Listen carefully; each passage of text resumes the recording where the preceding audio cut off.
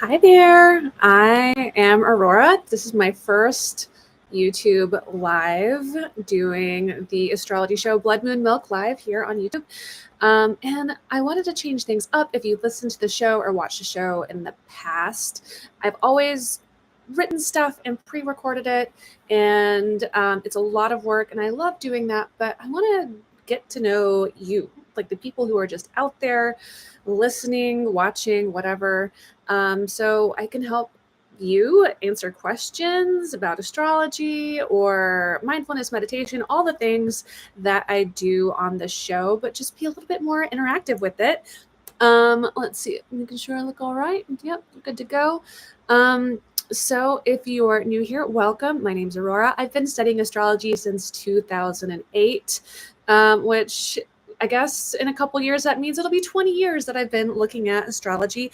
And I started the show as a podcast back in 2018. And I write a daily email newsletter called The Daily Dose, which comes out Monday through Friday. Friday is a weekend edition. And I'm a solo creator. This is what I do. And I love to talk to people about astrology and about all kinds of esoteric woo topics, things that mainstream media just doesn't cover. So let's get into this very exciting new full moon in Libra. We've been through this 6-week time period that has been quite literally transformational. We've had 2 eclipses, and this is the first full moon in Libra since the eclipse axis shifted out of the Aries Libra axis and moved into the Pisces Virgo axis where it's at now. And, you know, if nobody comes on here and watches, that's fine. I will put it up anyway, so people can enjoy it later. But let's just try this. Let's see how it goes. If you happen to stumble upon the live stream, feel free to hop in the chat and answer questions or ask questions, and I will be happy to answer any questions you might have about astrology or your chart or what's going on. But yeah, so this is the first full moon we've had in the sign of Libra since the eclipse axis shift. And the axis are the nodes, the lunar nodes. So we're really kind of rewinding the clock back to a time in some ways where we're being asked to be somewhat reflective of what was going on in our world back in 2023 before the Libra Aries eclipse axis started moving. Because that area of our life has been shaken up, and now the drama has shifted into that Virgo Pisces axis. We kind of got a sense of that during Pisces season, and we'll get another taste of that later this year when the moon and the planets move into Virgo season at the end of summer. But for now, like we're kind of coming out of this very transformational portal, this phase of influence of a lot of planetary shifts. So we've had Mercury retrograde. He went direct about a week ago. And then tonight, just after the full moon is completely full, Venus goes direct.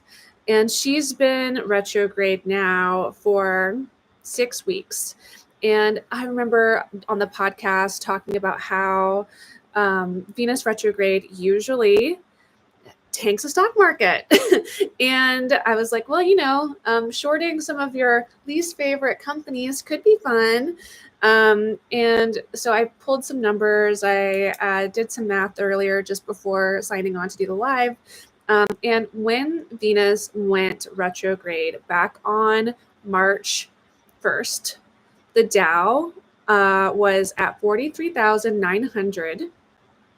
And then yesterday, which was the last day of trading for the Venus retrograde cycle, the Dow was at 39,996. So just under that 40,000 mark.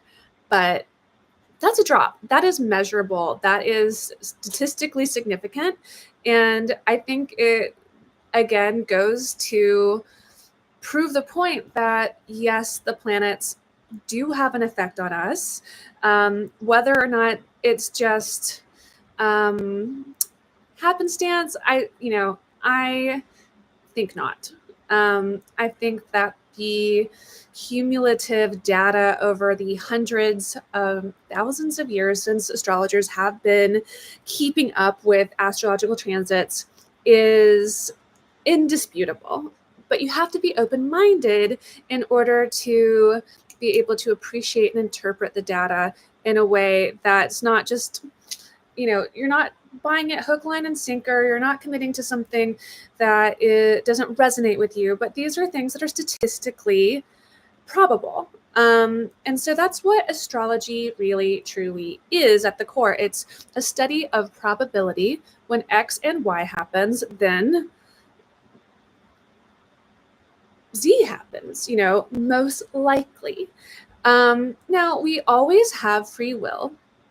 And of course, we can choose to exercise our rights and maybe sit out, sit on the sidelines of life, if you will, not make a lot of big decisions or big life choices during a Venus retrograde cycle. But sometimes things just happen and we have to. We just have to make choices and we're not super thrilled with them. Maybe we're not really happy with them, or something didn't really go the way you wanted. It's also a time when love affairs, whether they're new ones typically kind of just fall flat during Venus retrograde cycles. That's not to say that it can't ramp up again later on when Venus is really in her mood and feeling herself. But it is to say that anything that is initiated or started during a Venus retrograde cycle is less likely to have longevity or be strong in the long term. So if you're just getting back out into the dating pool, it's a great time to kind of test the waters and see what's out there without getting your hopes up.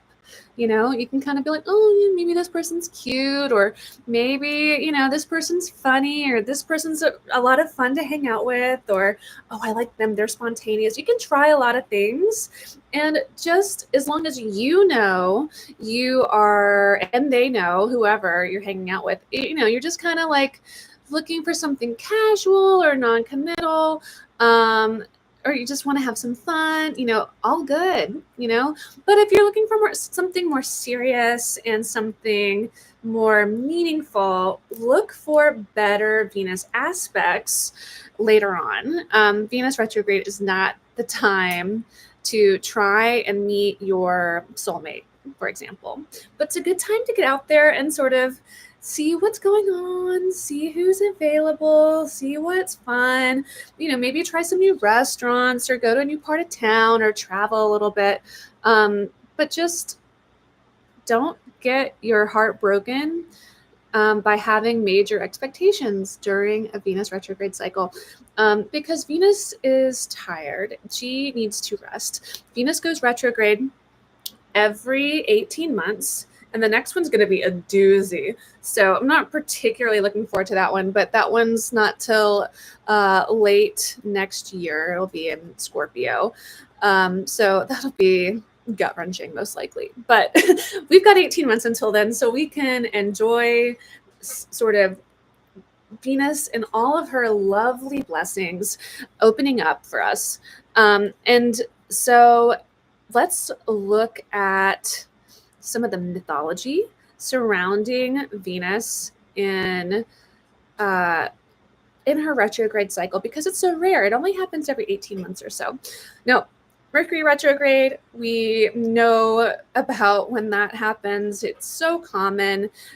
It's kind of like this regularly scheduled downtime for cars and technology and infrastructure to just get serviced. It's a great time to have repairs scheduled so that breakdowns don't happen, and maybe organize your life so you don't necessarily need those things as much during the Mercury retrograde phase. It's a good time to be reflective, to go over past projects or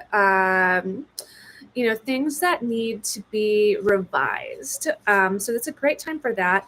And similarly with Venus retrograde, it's a good time to rest. It's a good time to be reflective, to consider what your values are, and also take some time for self-care. So you can come out that other end feeling all, fresh and new, ready to be flirty and get out there in the world and, be your shiny best self. But if you don't know what's going on, if you are just getting hit with the karma stick during these retrograde cycles, especially during an eclipse, things can feel really intense and really heavy, and they have been. Everyone I know is like, what is going on? And so I'm here to tell you, look, things are about to get a little bit better for a little while, but we're not out of the woods. We're going through an incredible year of astrological transits. And it's a year like I've never seen. Every single outer planet is changing signs. So far, we've had Pluto change signs last year, back on November 19th. He moved into Aquarius. And now we've had Neptune dip his toe into Aries. And I think he's just still getting up to speed with that. And I think we're seeing that starting to come to a head when he will square Mars. Now, Mars has been retrograde. And I'm going to go ahead and share my screen so that we can look at this chart together. Okay. So this is the full. So like I said, Neptune is down here at 0 degrees, 29 minutes of the sign of Aries. He's just moved into the sign of Aries. Sorry if you can hear my dog. She's chewing on a toy and she's kind of loud, but hopefully you can't hear it. But I'm not going to stop her because she's living her best life.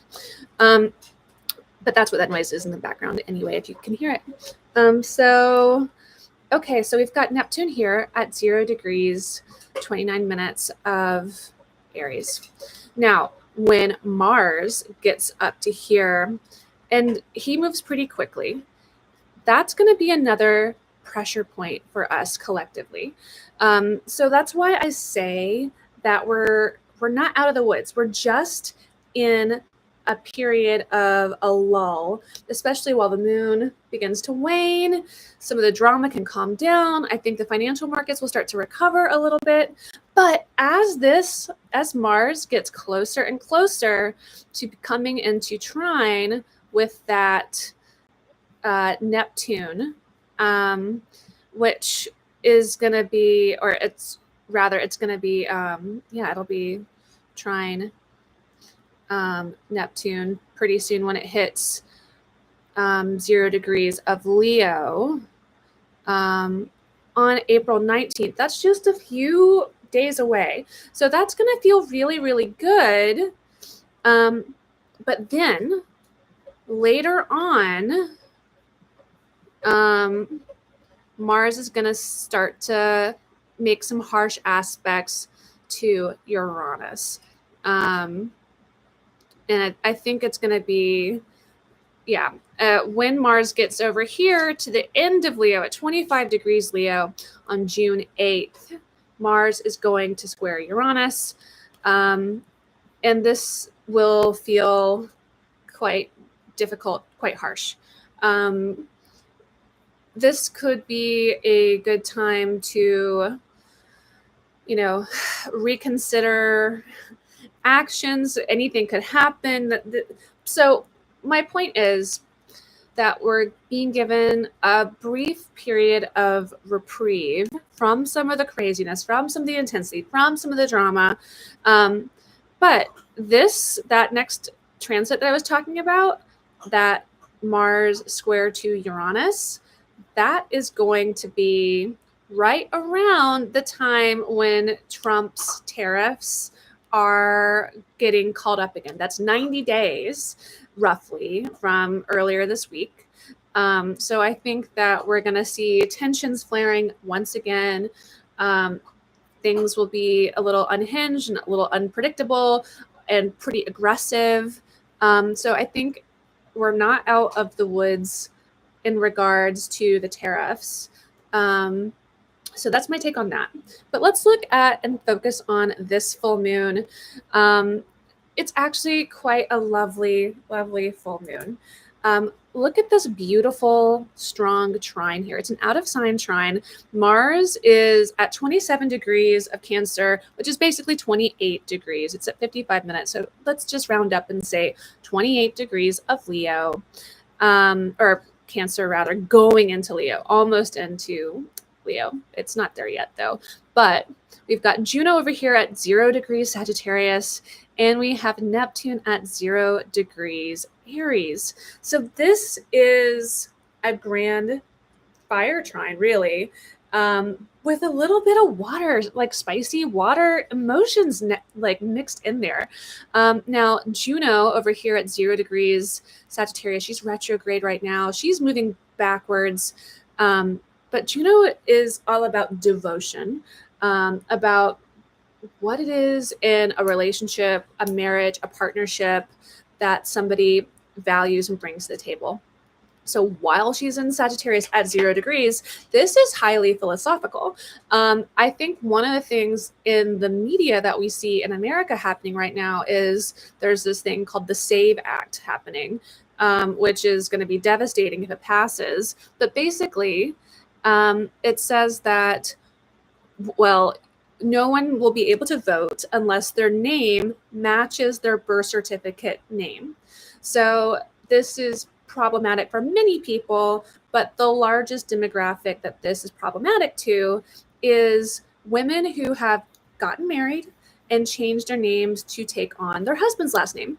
Now, I could do a deep dive into the patriarchy and why that's problematic, but you can fill in all of those blanks yourself. But my point that I wanted to make, oh, hi. Oh, I've got a visitor. Hold on. Not that anybody's watching, but hold on. So here's Pickle. She's saying hi. So the philosophical point of view around this Venus, or not Venus, Juno in Sagittarius is having us really reflect on what it means to be in a relationship. What does, and is getting ready to move back into Scorpio, which is all about being possessive and being jealous, and also the dark, taboo, unseen truths of things. So that's something to consider while you're in the midst of this energy. Be mindful of this stuff. Be aware of this stuff. Neptune at 0 degrees Aries is highly spiritually activated. It wants to sort of beat the drum for whatever it is that it believes in. And now this can be a good thing, but can also be really divisive. So it can have people really starting to question, whether or not this is a good thing, and which side of the fence do they fall on? It's really drawing a line in the sand for people. So I think as Juno goes backward into Scorpio, we're going to sense that that conversation ramp up more, especially as that connects with Mercury in Pisces over here at 28, 29 degrees. When they meet up, and as Juno moves retrograde, I think we'll hear more and more about that kind of bubble up in the zeitgeist. Another big thing I'm seeing on the horizon is, look at this, guys and gals and gays and days, all of you who are not watching because there's no one watching this live feed, but I'm going to do it anyway, and I'm going to keep doing it, and maybe someday people will find it. That's fine. Now this here is going to be spicy. When we have Mars opposite Pluto, that's going to be another day of choppy choices and spicy news. So, I mean, Mars opposition Pluto is typically the day that we see skirmishes, wars, kind of like battles breaking out. And this will be April 26th. So, like I said, we're getting this little brief reprieve, which kind of lasts until the end of April, to chill out, catch our breath a little bit. This full moon is really, really lovely, especially considering that Venus is waking back up. She's coming back to full strength, but she's also conjunct Saturn. So any planet that is conjunct Saturn is sort of strangled by his, he has a scythe, that's his symbol, but he is restrictive, he is karmic, he is suppressing any expression of these smaller, especially personal planets. So she's not quite able to really come to her fullest fruition for anyone in the interim. And so, Venus is going direct right after this full moon, very, very shortly after. I want to say it's like 10 minutes after the full moon happens tonight that Venus goes direct. But we're not going to necessarily feel her blessings tomorrow, or even Monday. It's going to take her a little time to kind of wake up from her slumber. And then she's kind of getting restricted right off the bat from Saturn saying, hold on, hold your horses. Let's be responsible. Let's really think about things. And Saturn in Pisces is all about bringing the spiritual and the unseen into a tangible, practiced, material reality. Pisces energy is so free-flowing and sort of like just being inspired by divine vibes. But Saturn is like, nope, we need a plan, we need action, we need tangible, measurable results. And so, Venus is getting hit by those very intense demands immediately from Saturn after she wakes up. So think of this like, you were groggy, you were waking up from a much needed rest. And then you were sort of just waking up on your own when you get a phone call from your dad or some other masculine authority figure who was like, okay, I know you're just waking up, but I need you to get it together. Like, get on X, Y, and Z. We need results yesterday. Get the show on the road. And feeling just like put on and dumped on and sort of like, I've got all these responsibilities. I've got all this stuff I got to do. I've got to be an adult right off the bat. And so that's going to hamper her expression. But Saturn brings rewards. And so if you can kind of get it together, keep your head on straight and not lose the plot, I think there will be rewards, especially as Venus moves closer towards that north node. And I'm just going to like scoop this forward a couple of days. So we're looking at this outer wheel here, and we'll just scoot her forward a couple days at a time. So we've got Saturn on the 18th conjunct the north node. That's going to be serious. That's going to be next Friday. That'll be an intense and interesting time. And then Venus is there too, and she will be direct. And then Venus moves into, here we go, on Monday, April 21st. This is beautiful. Look at this. It's Venus at 26 degrees of Pisces, the North Node at 26 degrees of Pisces, and then Saturn at 26 degrees, almost 27 degrees, but still 26 degrees of Pisces. So the next week, especially if you are a Pisces with placements in the last tail end, the last decant of Pisces, or in Virgo, at the last decant of Virgo, you're going to really feel the severity and the intensity of this showing up. Now, I do think this is destiny. Destiny in the sense that, North Node conjunct Saturn doesn't happen a whole lot. It happens once every 18 years or so. And it will happen in a different sign every time because of the way the planetary cycles work. The 18-year cycle doesn't line up with the 30-year cycle of Saturn. So whenever they hook up, it's always going to be different. So, for example, the last time we had a North Node Saturn conjunction, just out of curiosity, was March 16th, 2026. And it happened in Pisces too, also at 27 degrees.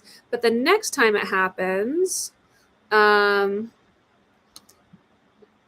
will be, well, maybe it does happen at 27 degrees of Pisces a lot. It won't happen again until 2025. It'll be at 27 degrees of Pisces then too. So 27 degrees of Pisces, pretty powerful. 26 degrees of Pisces. I think it's moving like 1 degree every 30 years. Well, 18 years really. So 2020, yeah. So, we might never see a North Node Saturn conjunction in Aries in our lifetime because it takes so long for that to happen, but we will be seeing some pretty interesting stuff happening in Aries next year. So let's rewind it a little bit, go back to this full moon, which is pretty juicy. So let's run through the planets, and since there's nobody here, no one's going to be asking me any question. That's fine. I can talk a little bit about the myths of Venus retrograde through the ages, and I can put this out on YouTube and on the podcast so that people can listen to it. And so here we go. Of course, the moon is at 23 degrees of Libra. She's here in the 12th house. This is kind of a sleepy place for a full moon to be. There's a lot of subconscious happenings going on.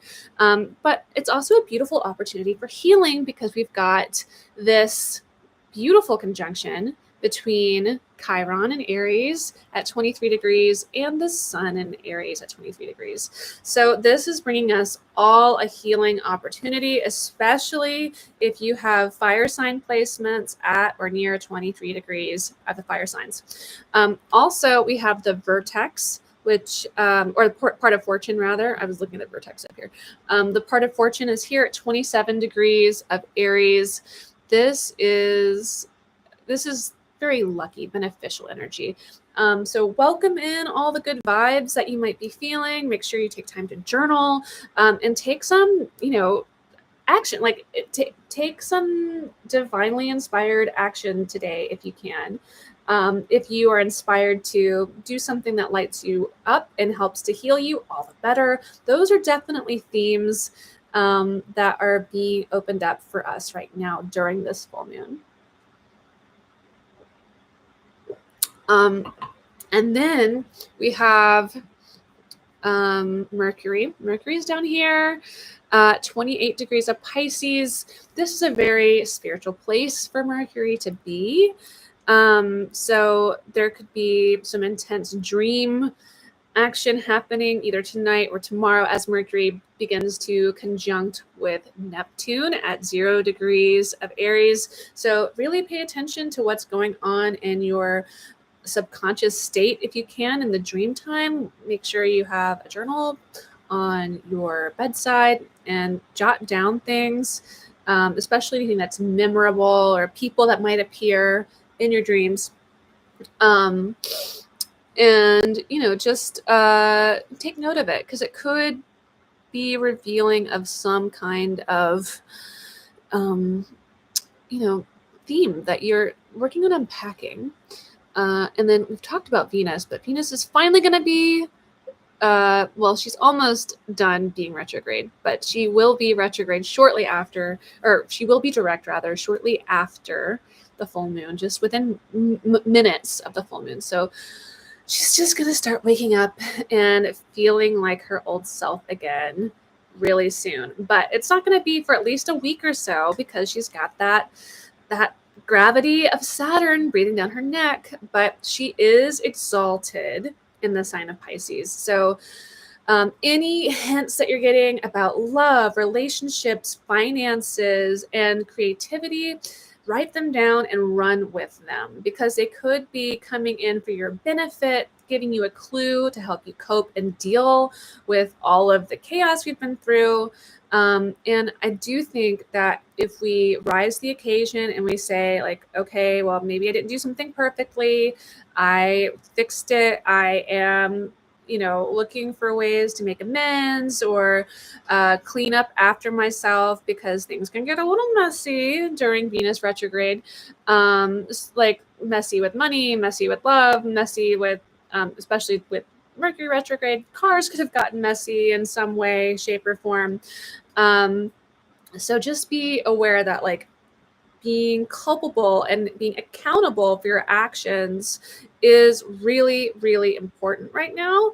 But doing so in a way that can bring a sense of stability and calm to the chaos is going to be much rewarded.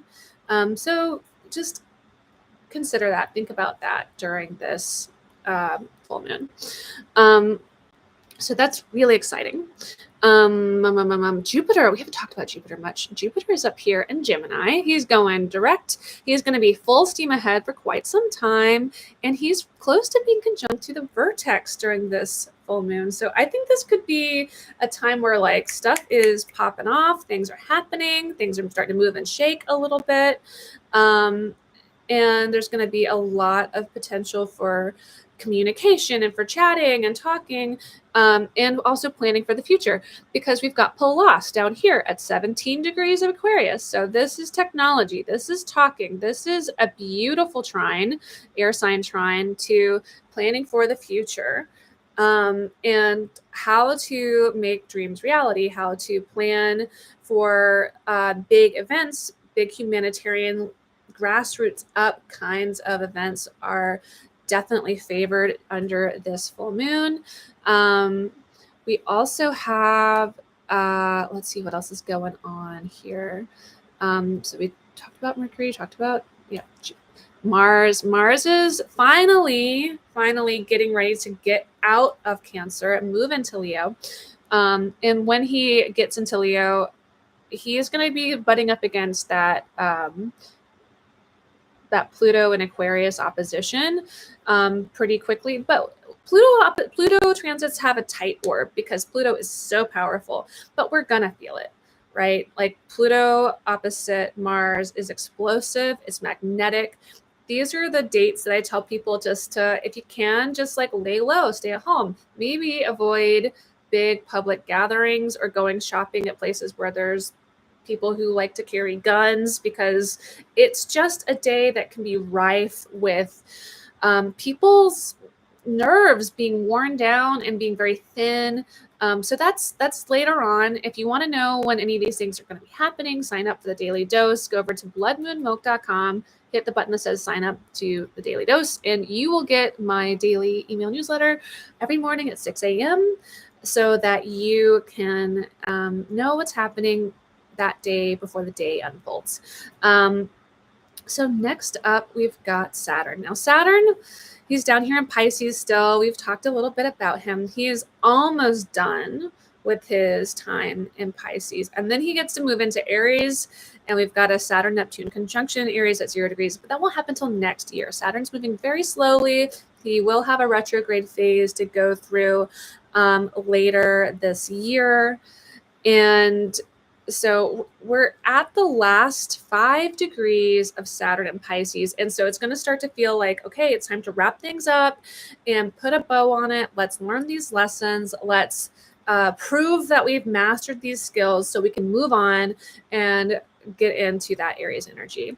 And especially with that Saturn North Node conjunction, I do feel like there are things that will be unfolding collectively for us that will really start to set the tone of things. And it can feel kind of difficult. Like North Node and Pisces energy, North Node and Pisces here is the most difficult place for the North Node to be, because it's asking us to have faith. It's asking us to trust in the divine power of the universe. But Saturn is like, but I want proof. I want results. I want responsibility. And North Node and Pisces is like, just trust us, dude. Trust us, man. So that's what we're looking at with that intensity coming closer and closer and closer. So I do think there's going to be sort of a contraction of those good vibes, and having to get really serious about all things Piscean for a little while. So that's spirituality, that is manifesting, that is music, it's creativity, it's divine creativity. It's like, let's get serious about manifesting. Let's get serious about the things that we need to trust the universe to show us. And how do we do that? Well, that's a great question. I think that answer is going to be different for everybody based on what's going on in your chart. But I do think it's going to be a question that we have to grapple with publicly as well as privately. And so the next up, we've got talked about Uranus. Uranus will be, he is in Taurus here at 25 degrees. He is going direct.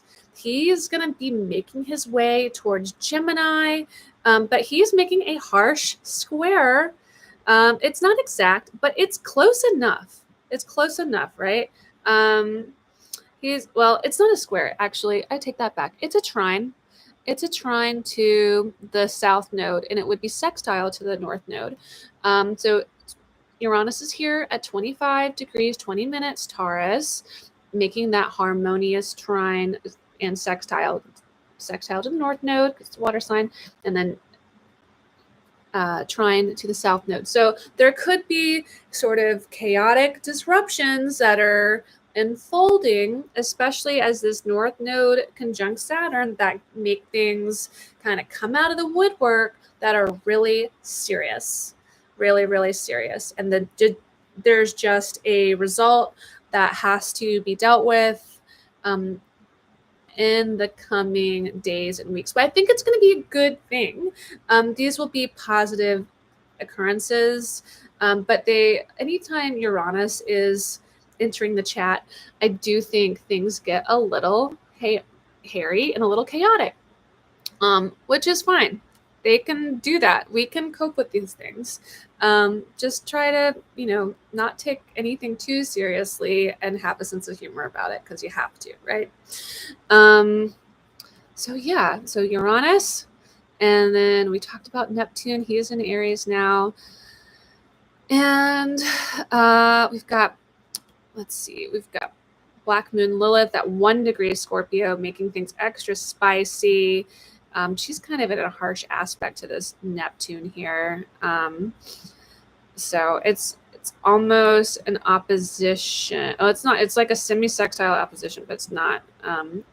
She's kind of in a harsh square aspect to Mars. So there could be some questions about sexuality and feminism and possessiveness and things that people just don't really want to talk about, feeling like they have to talk about it because it's creating a sense of urgency. But that's really for people with signs here on the cusp, at the end of Cancer, at the beginning of Leo, and then also here at the end of Libra, at the beginning of Scorpio. That's where that friction point is going to be happening. And then what else do we have going on? Last but definitely not least, we've got Pluto here at 3 degrees, almost 4 degrees of Aquarius. He is just zipping through Aquarius, which is, he entered into Aquarius in November, on November 19th. And so I'm going to go ahead and stop sharing my screen now so you can just see me. Pluto is making his way, and I think we're starting to see the results of that a bit. He will go retrograde later this year. Exactly when? Let's see. Um, do do do. Oh, hold on 1 second. No, let's see. So he goes retrograde May 4th, and he'll rewind and rewind, and he'll go direct again at 1 degree of Aquarius on October 13th. So we've got, we're kind of building up to the retrograde phase of Pluto's, we're building up to Pluto's retrograde phase, rather. And so that's going to kind of rewind the clock on some of the things that we haven't sorted out collectively. And we'll have a lot of outer planets go retrograde and kind of scoot back a little bit to give us, the collective outer planet retrograde phase, which happens every year. But it's time, we will have this brief window of time where all the planets are direct to kind of make some progress. And then we'll have to kind of revise some of that, and as you do. But yeah, so that's the main energetic themes. Those are the main energetic themes for this full moon. But because it's such a special full moon, it's the Libra full moon. Libra is ruled by Venus. Let's talk about some of the myths of Venus. Maybe the most famous Venus retrograde myth is a really old one from Sumeria. Venus is an archetype, right? So in Sumerian mythology, there was a goddess named Inanna, and she was the goddess of love, war, and beauty, and she was an early archetype of Venus.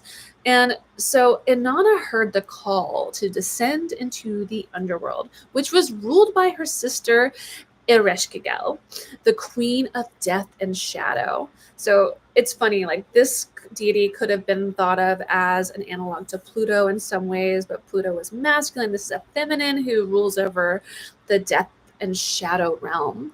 And there were 7 gates in the underworld, and at each gate, Inanna had to remove a piece of her royal attire.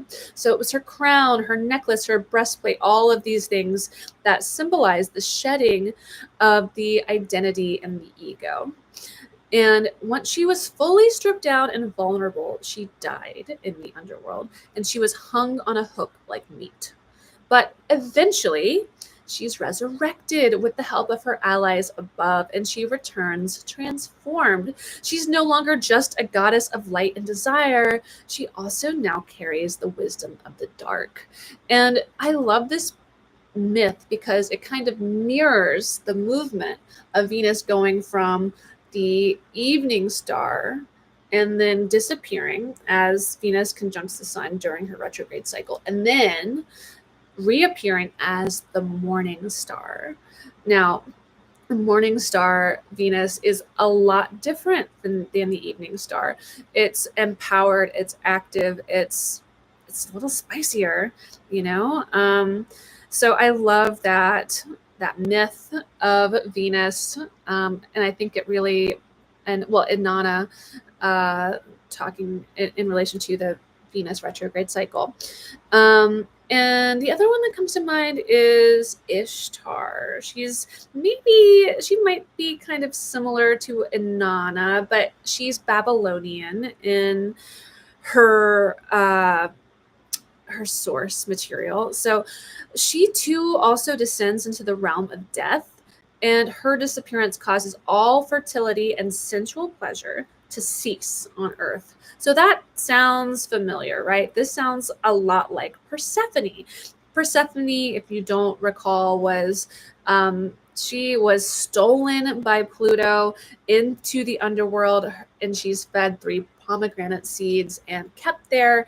And as a result, her mother, Demeter, just says, okay, nothing else is growing while my daughter is stolen away from me. I'm not doing it. I'm not doing my job. I refuse. And this was her bargaining chip to get her daughter back. And this is how we have winter and spring and the mythological metaphors for explaining all those things before we understood the movement of the planets on its axis around the sun. And I think it's just really beautiful to think about these stories in conjunction with our own journey through what can literally feel, especially if you're really into the stock market or into beauty or into love or finances, that 40-day period of Venus retrograde can really feel like you're walking through hell. But we're done. We're done with it. Yay! We're just about to be done with it in a few more hours. So hopefully it hasn't been too catastrophic for you and you've learned some lessons that you can carry forward with you. And those things can help nurture you and keep you grounded and help keep you from getting carried away during the best of times. So keeps that level head on your shoulders. Now, I love a good meditation, and I always like to tell my folks who are watching, listening, what have you, to check which house the full moon is falling in for you. If you don't know which house 23 degrees of Libra is, go pull up your birth chart, Google free birth chart calculator. It will send you somewhere. And then you can put your information in and then look at the houses and look at where 23 degrees of Libra is for you and really consider what is showing up for you there. What has been showing up for you there in that house? What are the themes? Maybe journal about it, sit in meditation, maybe burn a candle, do whatever resonates for you. Sometimes that's going for a walk or being in nature or doing some yoga, just do what makes sense for you to celebrate this full moon. And then full moons are great for releasing things, so we've got a couple hours between now and then to continue manifesting. But once that full moon hits, it's time to let stuff go. Things that aren't aligned for you, things that aren't working for you, let them go. Clear that energetic space in your life to let new, more abundant, beautiful, more aligned things come in for you. And it's, this is, you don't have to share it with anybody. You can just do it by yourself and feel that energy coming in for you. And just take note of what unfolds, be mindful, make sure that you meditate, and take some time to just sit in stillness and be quiet with yourself. It's one of the most valuable things that I don't think people do nearly enough. We are so addicted to our phones. We're so addicted to being on the go and always achieving, but sitting in stillness, especially as a planet such as Venus is going direct, to really sit because she's sitting still. So it's a great time to pause and to reflect and to express gratitude for everything that we have, even if things have been difficult. If you have a roof over your head and food in the fridge, you have things to be grateful for. So start with the simple stuff. I am grateful for my breath. I am grateful for my health. I am grateful for my support system. I'm grateful for the internet, whatever it is, start there and take some time to just sit in stillness and be quiet and express gratitude, because Venus loves all the finer things in life, but she loves more than anything being appreciated for all the abundance that she brings. And so that's my message. That is what I've got for you for this full moon in Libra. See if this full moon hits any of your personal planets also when you're looking at which house this falls in. So again, like first house is the house of ego, second house is house of values, third house is house of communication and short-term travel, fourth house is the house of home and your mother, fifth house is house of father, but also children, true love, creativity, and fun. Sixth house is house of work and health. Seventh is partnerships. Eighth house is sex, death, taxes, and anything that's taboo and dark and sexy. Ninth house is the house of religion, philosophy, God or the universe, whatever.